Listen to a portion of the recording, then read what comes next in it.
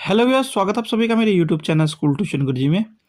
तो बच्चों, आज हम करने वाले हैं आपकी सीबी वर्कशीट 2024-25 जो कि साइंस सब्जेक्ट की है, क्लास 9th के लिए वर्कशीट नंबर 3। इसमें क्या करना था बच्चों, आपको प्रक्रिया और घटनाओं के कारण से संबंध स्थापित करना था। इसमें डिस्कस किया गया था बच्चों आपका अवशिष्ट जल की सफाई।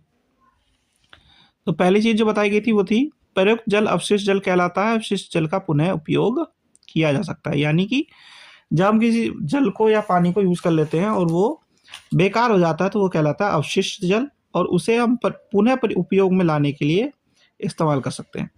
अब ये घरों, उद्योगों, कृषि क्षेत्रों और अन्य मानवीय गतिविधियों से अवशिष्ट जल उत्पन्न होता है। इसे वाहित मल कहा जाता है। यानी कि इसे क्या कहा जाता है? वाहित मल कहा जाता है। और जो भी हम काम करते हैं, घरेलू काम अगर मान लीजिए, तो उनसे भी जो पानी, गंदा पानी बनता है, उसे हम वाहित मल कहते हैं।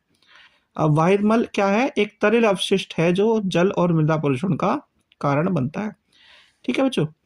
फिर क्या कहता है बच्चों? उपचार संयंत्र अपशिष्ट जल में प्रदूषकों को उस स्तर तक कम कर देता है जहां प्रकृति स्वयं उसका ध्यान रख सकती है।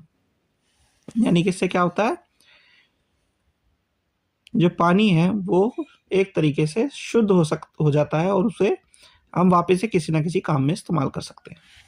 ठीक है बच्चों। फिर क्या कहता है? सबसे पहले अवशिष्ट जल का उपचार वहित मल उपचार में किया जाता है। यानी कि इनका क्या किया जाता है? वेस्ट वाटर ट्रीटमेंट प्लांट, अवशिष्ट जल उपचार संयंत्र में इसको सही किया जाता है। सबसे पहले क्या करते हैं? अवशिष्ट जल को बार स्क्रीन से गुजारा जाता है। इससे क्या होता है बच्चों? जो भी बड़े बड़े कागज, प्लास्टिक के टुकड़े या कोई और सामान होता है, वो सारा का सारा क्या होता है, उसमें अलग हो जाता है। फिर उसके बाद दूसरे नंबर पर क्या किया जाता है बच्चों?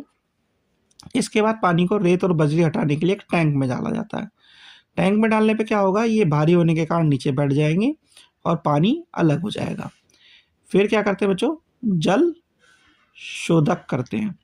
इसमें क्या होगा बच्चों? फिर पानी को एक बड़े टैंक में जमा होने दिया जाता है जो बीच की ओर ढलान वाला होता है। इस तरह से साफ किए गए पानी को स्पष्ट पानी कहा जाता है। यानी कि अब क्या हो गया? हमने क्या किया? ऊपर की साइड से पानी निकाल करके नीचे की साइड में इस तरह किया कि वो पानी निकल करके अलग हो गया। यानी पानी, रेत बजरी बजरी नीचे बैठ गया और पानी शुद्ध अलग हो गया। फिर इसके बाद क्या होता है बच्चों? आखिरी में उसमें क्या करते हैं? एरोबिक बैक्टीरिया को बढ़ाने में मदद करने के लिए साफ पानी में हवा डाली जाती है ताकि वो पूरी तरीके से साफ हो सके। और फिर क्या करते हैं बच्चों? पाइप पानी उपचार केंद्र में ले जाते हैं। सल्का छन्ने का चरण प्राथमिक उपचार चरण, माध्यमिक चरण, अंतिम उपचार चरण के बाद में छानकर नदी में डाल दिया जाता है। यानी कि आखिरी में से क्या करते हैं बच्चों? हम वापस से नदी में डाल देते हैं या फिर इस्तेमाल के लिए रख लेते हैं बच्चों। अब इसमें कुछ क्वेश्चन आंसर दिए हैं बच्चों, जरा उसे देख लेते हैं। क्वेश्चन नंबर 1 है आपका, उपचार संयंत्र में अवशिष्ट जल को बार स्क्रीन के माध्यम से पारित करने का प्राथमिक उद्देश्य क्या होता है?